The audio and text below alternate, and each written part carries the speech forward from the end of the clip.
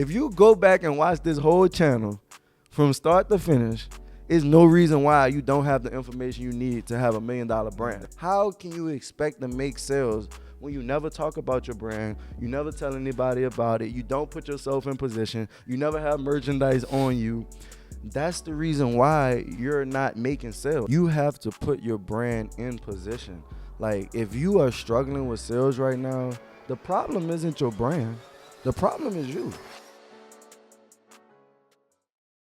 What's good, y'all? Welcome back to the channel. I'm Marlon Watts, co-owner and CEO of WRLDINVSN, and we got a special one today. We got Herman Rice, all right, from House of Langston, all the way from Charleston, South Carolina. No doubt. All right, and we about to drop a lot of game, a lot of gems.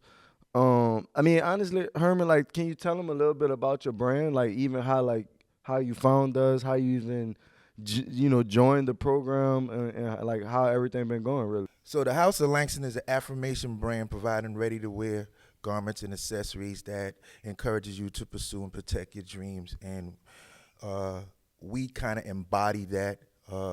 We were a hip-hop group back in the 90s. We had an opportunity to get a record deal, tour the country. We performed with the who's who of hip-hop at the time, from the Notorious B.I.G., the Tupac, Wu-Tang, just whoever was popping at the time. And it was a short-lived experience. We got out there, life got in the way, we got back home, and we just got into life. So we got away from that dream.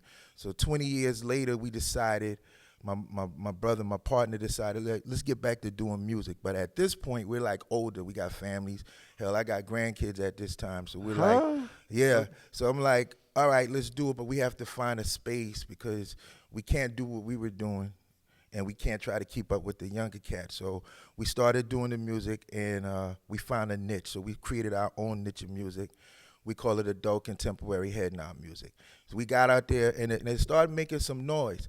So when we were doing that, we had some band merch, and we took this lion, and it was a part of our band merch, and we got a lot of love from it. So that sparked another idea, which is an idea we had from back in the day as well, is starting an apparel brand. So we started the brand, and we bumped into you guys actually watching the God is Dope that black and white video? Yeah. Golly, everybody probably watching this podcast. If you seen that black and white God is Dope video, comment WRLDINVSN X God is Dope.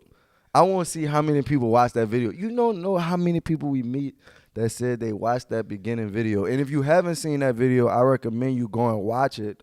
Hopefully, maybe we put the link in the description to where they could get that, where they could watch that video. But inside that video, like, we probably wasn't doing like $1,000 a month. No doubt. We were, we had our brand going, but it was very like inconsistent. Right. You know what I mean? We was doing it, but we didn't really know.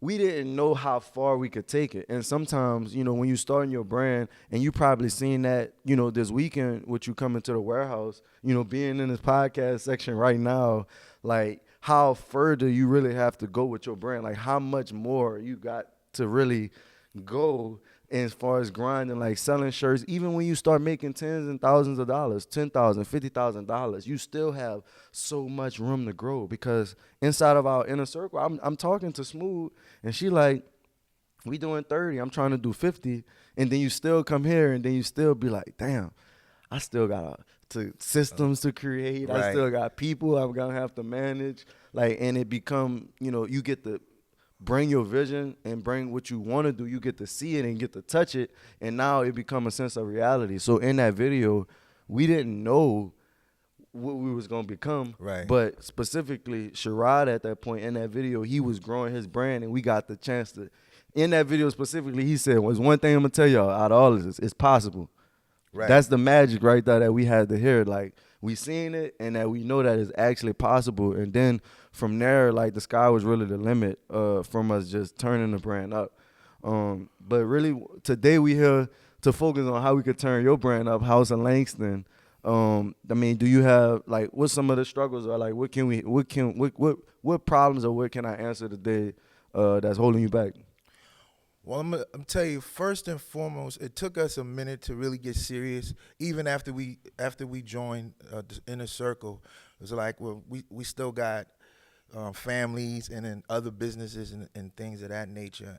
But I continue to follow the course, and typically when there's classes, I'm at work, so I'm trying to listen, and I'm there even if I'm not there, and just I went to one of the old recordings, and was listening. It's talked about getting the kiosk started, and I was like, you know what? Let's just go ahead and do that. And at that point, we decided to take it very serious, and it's like this is something like we want to be able to walk away from our jobs and create a legacy with this. So the biggest challenge before just taking it serious was how do you balance like family life with the business? Well, I'm gonna be honest. If anybody watching this video right now, if you're looking for balance, I'm gonna just tell you you're not gonna find it. It's not about like being balanced. It's more on the lines of maintaining and keeping everything going. And what I mean by that is like a lot of people that start their brand, and let's just say you see a little success, you get a little busy, and then you start to stop doing all of the other stuff that what you was doing. And then now you realize that, oh, damn, I'm not doing, these personal things. And then you lapse there. And then now you go back to doing that. And then now your brand not growing. So what I think is going to be is continuously evolving yourself and your schedule. Right. Like, and what I mean by that is like, for one, if you watching this video, I don't care if you have a job. I don't care if you run your business full time. You need a schedule, all right? Like you actually have to have a schedule to make everything possible. That way you know where your time is going. So for me, I felt like the only way that I'm really able to balance out everything is having my Google Calendar, having my daily schedule where I'm scheduled to do these things. Because what happens is, like, let's just say you're a new brand owner and you getting your brand started and you don't have no schedule. When it's time to really work on your brand, you may find yourself getting that phone call from your homie. It's time to go do this, or it's time to go do this, or other routines that you built up. Instead of going to work on your brand, you just default automatically to going through all the other stuff that you was doing. Right. So until you really like set a schedule and put yourself in a position where like, damn, I got this to do. And it's another thing, like if you don't have, because a lot of our time is spent meeting and actually creating. So like if you don't, sometimes what I realize is that people don't have that schedule. They don't put those meetings. Let's just say you want to do a content meeting for your brand, but you the only one in your brand. I got two things for that. One, if you got to do the meeting yourself, you got to do the meeting yourself. Two, I would recommend you finding somebody that is good at what you want to do, figuring out how you can exchange some type of value to them, right, and in exchange for their time. So if I'm good at content and you need help with content, and let's just say you good at stocks and I want to learn about stocks, you may teach me how to trade stocks, and in a sense of now you may set up, be like, okay, I'll teach you how to do stocks, but I want you to meet with me once a week, once every 2 weeks for 30 minutes where I could pick your brain on content. Now you put that in your schedule. Now you got a content meeting and you come and you laying down your stuff and you speaking to an expert about it. Now you could go back and apply it. So if you don't have that meeting, you need to set that up, or you need to find that person that you can if you can't do it by yourself. So I just think it's more on the lines of like continuously to evolve your schedule, because what you're going to realize is that, all right, you did that for 6 months to a year where you met with this guy with content. Now your content good. Right. So now you may need accounting. So now you just switch out that content piece for accounting inside your schedule. Man, that's the crazy part about it. And if you're watching this right now and you enjoying this podcast already, I need you to like, comment, subscribe, run us up. We going crazy. No doubt. So I got a question. So we're a 3-man team at this point. How did you and Nick decide how you were going to delegate? Like who took on what roles in the company?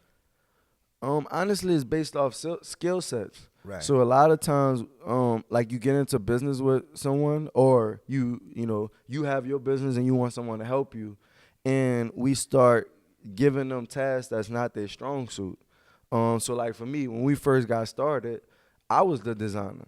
Like I was making the designs And we quickly realized that wasn't your strong suit. That wasn't my strong suit. I needed to sell those designs. Right. But at the end of the day, when we first started, like, honestly, we had saw other, like, we was selling candy and iPhone accessories. Right. And we were spending our money on clothes. And at that time, they had other brands at that time that were starting, and we was basically buying their clothes. So it was like, why not, start our own brand? Right. And, well, specifically me, it was just like, why not start a brand? You know what I mean? And I just went on Uber Prints and Custom Ink and created some stuff and was selling it. And then Nick realized, he was like, dang, you really got something going here. But at that specific time, he pointed out that I had spelled the word wrong on the shirt. And I had still sold it. So at that point, he started seeing like how I was making it. We started talking about it. He started making designs. He was already like into art. He was doing movies and stuff like that.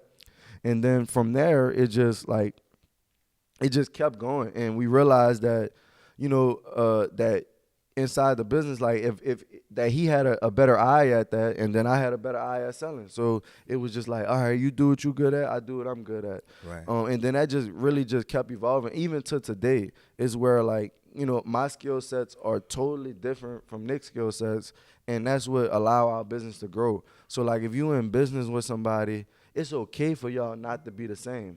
A lot of times we feel like, we got to be working on this specific thing together for it to work. But in reality, we need everybody to work on different stuff and what they good at to contribute all to the team. We talk about sports all the time. They don't have 11 quarterbacks out there on the field, right? They got one quarterback. Yeah. They got a couple receivers, one running back, two running backs. Everybody playing their position to make it happen. And I think that inside of your company, you need to look at it inside that way. You're going to have to determine, all right, who's going to be the one that's going to be in charge of managing the team, managing the operations, who's going to create the designs, who's going to do the drop. And you give those tasks accordingly to the skill sets, and you allow those people to do that stuff. Because a lot of times what happens when we start our brand, we feel like we do it the best. Like you may be doing your designs right now, and you like, nobody can do designs better than me. I've been there. And that's where, you don't allow even people to come in and take your dreams, take your baby to the next level because you still stuck in a way of this what you do the best. Right. All right. So I think that it just gotta, you gotta allow people to do what they're good at, and just keep building off it.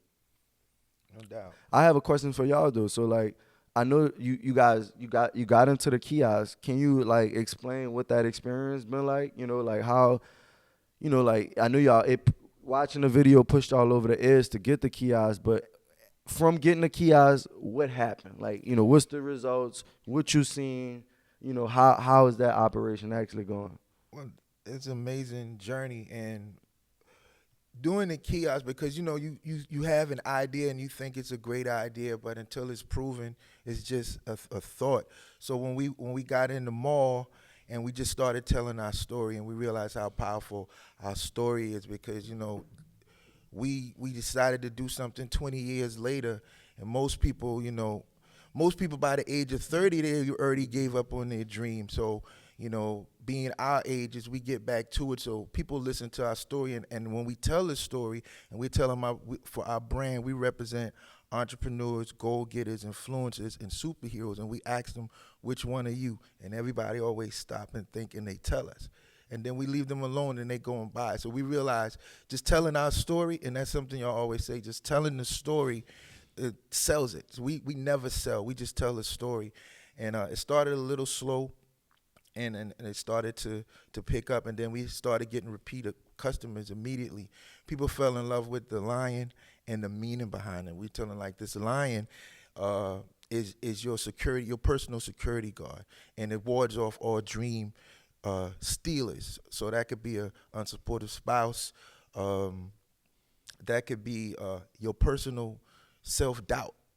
But when you wearing this, nothing can touch you, and people just bought into that. So it just started to build. God damn, I'm about to get a shirt now. It started to build, and then we just started creating numbers. So we was selling here and there a little bit, and then About a month in, we finally had a $2,000 day, and then A $2,000 day. right, and then we With, ended up all with right. a How do you? All right, go ahead. Tell me that. and then we did a 5,800 month. So Okay, and was that the biggest month? that was our biggest month. And would you say a testament to like actually getting out there and putting yourself in position to get sales? Right. Would you say like that is what really created that? That started the momentum. So it's now we went into it saying, let's take this serious, and then we got immediate response.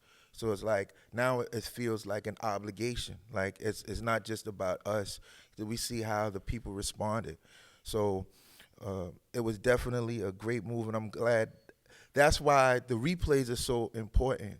It's because I go back and I listen, and that just stuck out to me. So I was like, we need to go ahead and do the kiosk. So now that actually was just like we treated it like a pop-up. It was a 1 month situation, and we went in and did 3 more months, and now we're gonna actually looking to get an actual spot in that mall. That's what's up. And the biggest thing I want y'all to take away here is like you have to put your brand in position. Like if you are struggling with sales right now, the problem isn't your brand. The problem is you. Right. And you not putting yourself in position to get those sales. And that starts with, sharing your why. Because that was one thing that you said. You said, we're not even selling product at this point. We telling the story.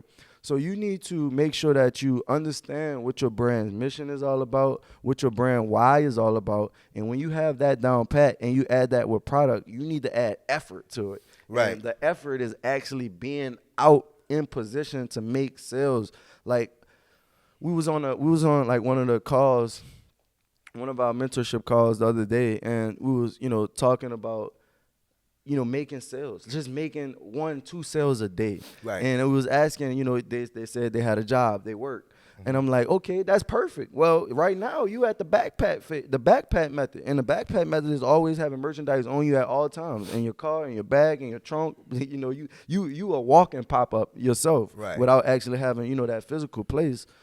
And he was like, yeah, I'm at work. I was like, do you talk to people at work? He like, yeah, we talk, but I don't talk about my brand. I said, that's the problem right there. Right. You're not even telling people about your brand. How can you expect to make sales when you never talk about your brand? You never tell anybody about it. You don't put yourself in position. You never have merchandise on you.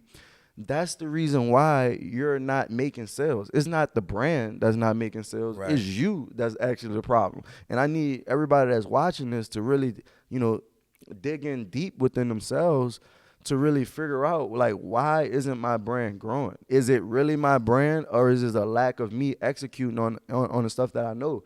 And you said another thing where it's like the replays. So some of the people that's not in the program, this YouTube is a replay. Right. It's a replay vote. Right. So if you haven't, continued to watch some of these videos over and over again, because what we realize is that every day we grow, bro. Mm-hmm. Like every day I'm growing. Who I was yesterday, I'm not that person no more. Right. All right, because at the end of the day, it's gonna be a lesson. It's gonna be some type of knowledge. It's gonna be something that I encounter that we either have to get better at or work on. That's just how life works. And when you realize that you're not the same person as you were from yesterday, that gives you a new opportunity to change your future. Right. And a lot of people are still like living in the past and stuck in the past and saying like, oh, this didn't work this time, right, so it's not going to work this time. It's not going to work, right. No, but you have to like continuously just keep applying yourself to what it is that you're doing and keep chopping away at it. Like, right. And don't be afraid. Right. A lot of people, they watch these videos all the time and then they get off here and then they don't do nothing. Right. So that's the execution that we talk about. Don't just sit here, load up on information and don't apply it. We literally, if you go back and watch this whole channel from start to finish, there's no reason why you don't have the information you need to have $1 million brand. Yeah. But peep this out. This is the thing.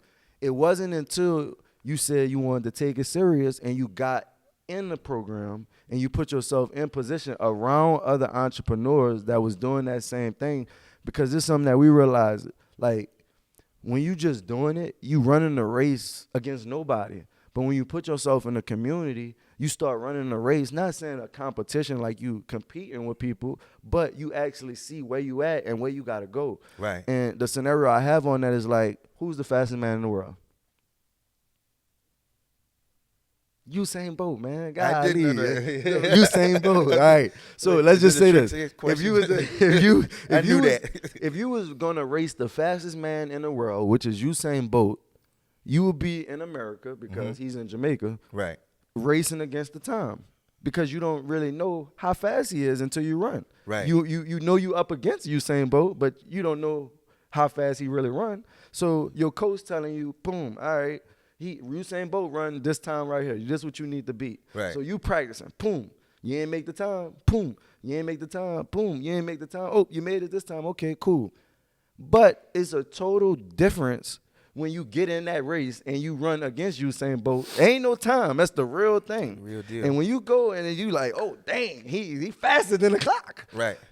But it's the difference of what I'm trying to say is that's one scenario. Now think about the scenario if you was on the team with Usain Bolt and you was not only just preparing to race against the fastest man in the world, but you was on the same team with him as the fastest man in the world. Now you seeing how he preparate. Right. You seeing the food he eat. You seeing how he stretch, maybe how he work out, how he's able to prepare himself to do that, to win that race. And now you start picking up on that. You start doing those things. And you're going to grow way faster than you just racing against the time and trying to figure it out. A lot of people growing their brands, they just trying to figure out. They wake up and just figure it out. Right. But instead, like, you know, we took a different path where for us, we got in the business accelerator program. So that's why we knew how important it was. And that was something that we wanted to implement inside of our business to have an accelerator to help brand owners. Because literally, if you keep racing just against the clock, you may get there in 30 years. You're going to get there, but it may take you a little bit longer. But when you start playing and racing and being around the real thing, you're going to get there a whole lot faster because you actually seeing what it takes. You getting that energy around you. Right. And I feel like, you know, that's one of the biggest things that, you know, a lot of people don't understand.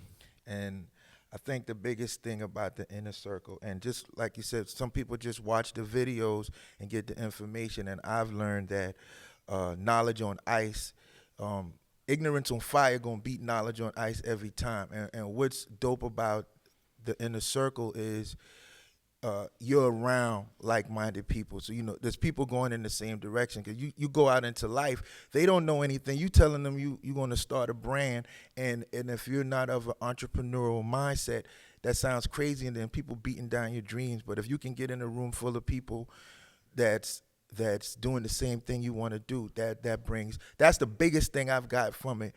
And as well as some people are afraid of numbers. So sometimes you have a story of this person make $100K a month. If you don't have a $100K mindset, then you already push yourself out of the game. But like you always say, share the small win. So as if it's a small win, I made $1,000 or I made one sale. So now there's somebody in the group, I've made no sales, but these people are talking about $100,000 a month. I'm not there. I don't think I could do that. But if you hear about somebody, I made one sale, I made $1,000 a month, I made $1,000 a day, you can find where you fit in, and you're in a group of people that's on the same page as you. So that's the biggest thing that I see about the group and what you guys are doing. Hey, we going crazy right now. Make sure you like, subscribe to the channel, run us up, baby. Let me know, like I said, if you watch that God is Dope video, make sure you put God is Dope X WRLDINVSN X God is Dope, and we're gonna do something special for people that's been rocking with us for a minute. If you haven't watched that video, you should. I'm gonna make sure we put that in the description so you can check it out. All right. I know you got one more. Come on, before we get up out of here, what's the last thing I can help you with? This is what I want to know. If you were to start over today, if you're starting a brand, you just came up with the idea today, what would be the 5 things you do to jump out of the gate? Jump out of the gate. I like that. So, all right, if we just getting our brand started, I got 5 things that I got to do. All right. Number 1 is going to be to get as much product as I possibly can. Right. Whether that's, you know, loaning money, whatever. Because at the end of the day, if you don't have merch, you don't have money, you can't make money. Right. So you need merch so that way you can convert. 2, I will focus on what's my why. I will have my story down pat.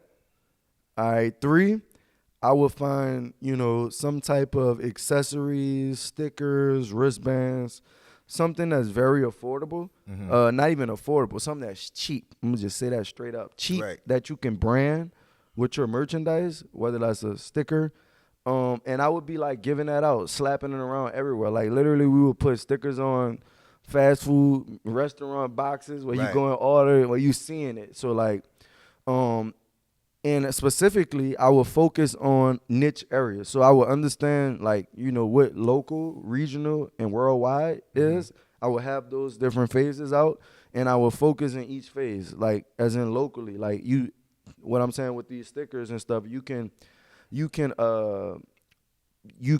that out in a local setting to get your brand out there. We talk about all the time, like, not having too many designs. And why we say that is because, like, if you're in a room right now with only 10 people, and let's just say everybody had on a different World Envision design. Or you would look in the room and be like, you know, there's multiple brands in here. But if everybody had this same design right here that I got on, you gonna say, God, there's a football team in here, basketball, like something gotta be going there. Your mind automatically gonna say something is going on here. I keep seeing the same thing. And so what I mean by that is using that and on a local level with not with just product, but with stickers. So now you keep getting people in the same area seeing the same stuff. And they're going to start to be curious about what that is. And then you apply that same thing. Once you do it locally, you'll do it regionally. And then once you do it regionally, you do it worldwide. And that may be with running ads and stuff like that. So I will go through those phases because, honestly, if you can't take over your local area, you don't need to take over worldwide because, like, what you do in your local area is going to enhance worldwide. So I think, and a lot of times we focus on being worldwide before we focus on being local. And I want you to create content in your local area. I want you to become a superstar in your local area. I want you to, you know, do community events in your local area, do pop-ups in your local area. And even if you're in a small town, it doesn't matter. We in Ruston right now. We got all of you guys to come to Ruston, Louisiana. People on here probably don't even know where that's at. Literally, we 5 hours away from New Orleans. Where we from? And we still able to grow this brand. So it doesn't matter like where you are. You got to make impact. It's about impact over income. And then number 3, I would say you have to put yourself in position when we talk about to make sales. Like a lot of times we start brands and we still haven't done a pop-up shop. We're not even doing the backpack method. Like we don't even, you get what I'm saying? You don't even have merchandise on you to sell at all times. So how can you put yourself in position? So that's going to be my number 4, always having merch on you, being ready. And then number 5, let me see.